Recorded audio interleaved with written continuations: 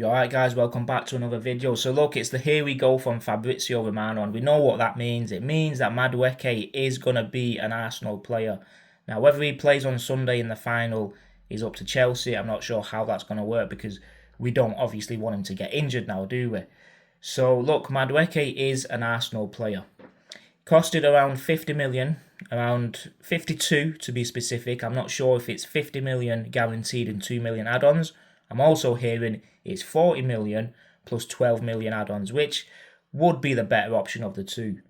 So look, I just want to start off by saying, with my previous video from yesterday about the abuse Madueke is getting, I've received some great comments there. So it does still show that there are some good people out there with a good, clean heart. So I appreciate that. I believe I've replied back to every one of those comments as well, and we'll keep up the good work. So look, let's get into the video. So let's go into Madueke's profile. So he's 23 years old. He's going to be 24 in March, so he's got plenty of years to provide.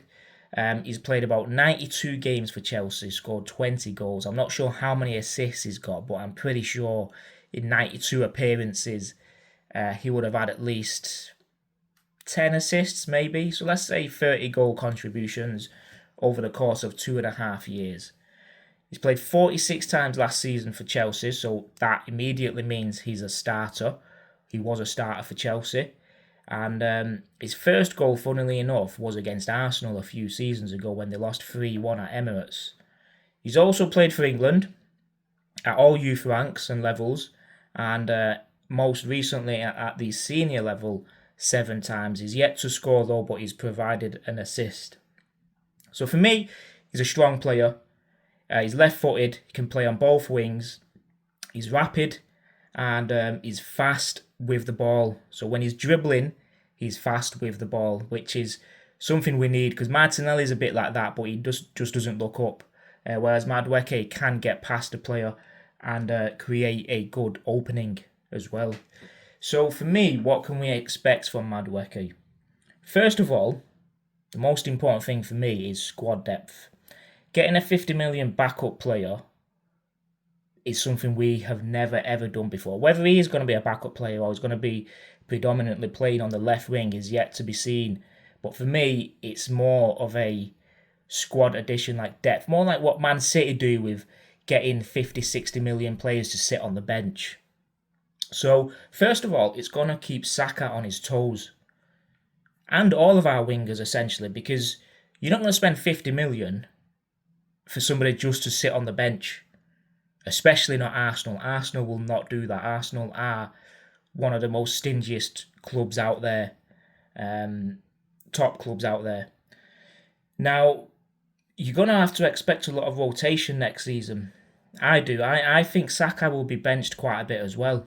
And it's more to do with the fact that he's got to be protected and make sure he can last the full season. Because if we're going to go for the title, Saka needs to be there for the last 10, 11 games. He's got to be there, and not just there to make the number, but he's got to be fit. So there's going to be a lot of movement in that forward line. More if we can get Gyökeres and Eze over the line. If we get those two over the line as well, then I have no idea who's going to be playing what games. It's going to be Arteta, and it's going to be a bit like Pep, where every game is going to be a different lineup. But that's good because obviously it'll keep our opponents guessing, and it'll add that unpredictability.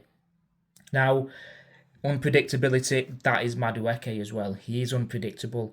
And he's got a willingness to do well and show that he's worth that sort of money that we paid for him. And hopefully Chelsea will live to regret that. Because 50 million, yes, it's a lot of money. But like I said, Chelsea needed to sell. And in an ideal world, they would have liked to have got more from him. So, look, we've got to support the player. He's an addition to our forward line as it stands, and I don't see any outgoings. There's a bit of talk about Trossard potentially leaving for Fenerbahce and the Saudi League, but Fabrizio's come out this morning saying there's nothing concrete there, and there's another rumour that if Trossard did leave, then we'd demand at least 20 million, but we can't let Trossard go because the numbers don't lie. He's had 51 goals and assists in 2.5 seasons. The numbers do not lie. Now, if we can get Gyökeres and Eze, then the depth will be frightening. We've just got to find a way of getting those two done, especially Gyökeres. Get that one done in the next few days. Just pay the 4 or 5 million difference, whatever it is, because you've managed to pull 50 million for Madueke, 1 million, which is the world record for a Liverpool ladies player that we're apparently going to be signing, which is the world record for a woman's finance. So why can't we get the 3-4 million? And then if we get that done, all the players will be gelled together, training, pre-season's taking place now in Spain, and then we've got enough time to hopefully go for an Eze. I don't agree with Rodrigo, 100 million package, and I don't think he's worth that. Let's go for Eze instead. Premier League proven, can play in the left, play in the right, play in the centre, even up top, and he's a winner. That guy is unbelievable. So we've got to go for Gyökeres next, just close the deal, and then just start picking the pace up for Eze. It's got to be done. So, look, the transfers are not over. For me, this is just the halfway mark. Halfway mark. Now, I believe we should or will get at least another 2 more signings. I'm hoping we get another 3 because don't forget the centre-back from Valencia, Mosquera. We're hopefully going to close the deal for him. Gyökeres and Eze, and then maybe somebody else in there, we don't know. But Arteta did say towards the end of last season that this summer transfer window was going to give us goosebumps. It's not giving me any goosebumps at all yet. But let's see what happens. Now, also, Madueke is bursting out to play for Arsenal. He's shown that willingness to Arteta already, and he's showed his commitment before even coming to Arsenal, and the fact that he just wants to be a top player for Arsenal, and that's the type of player profile we need, because he's showing that willingness to come to Arsenal just like Gyökeres is, and he will be a hit. There's no way that at 23 years old he's dead. Chelsea fans are obviously going to say that because they're bitter.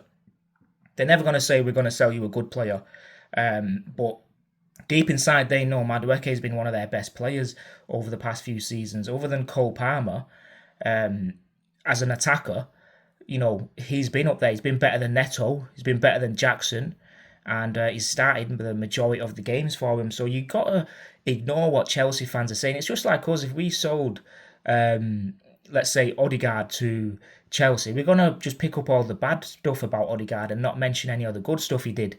So it works both ways. So look, Madueke's going to be a gunner, and the deal will hopefully get closed off by the end of this week, or maybe by this time next week after all the medicals. And you know Arsenal, they just delay signings for some reason. I don't know why. But anyway, Madueke's going to be signing for Arsenal, so I'll catch you on the next one.